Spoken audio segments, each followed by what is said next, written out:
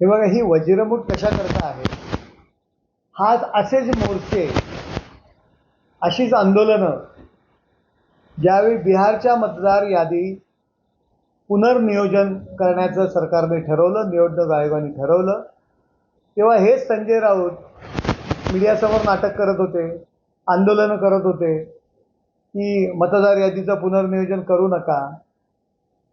आणि हेच विरोधी पक्ष त्या ठिकाणी आंदोलनं केली. काय कोणाला एकमेकांना डोळे मारत होते, आपण सगळे व्हिडिओ पाहिलं, कोण कोणाला डोळा मारला, कोणी कोणाला डोळे मारले, विरोधी पक्षाचे हे आपण पाहिलं. आणि आता तेच मतदार यादीचं पुनर्निरीक्षण करा, पुनर्नियोजन करा. मग आता हेच बोंबलत आहेत. यापूर्वी निवडणुका घेत नाही, मुद्दाम निवडणुका घेत नाही म्हणून बोंबलत होते. आता निवडणुका पुढे ढकला म्हणून बोलतायत. पराभव दिसलेला आहे.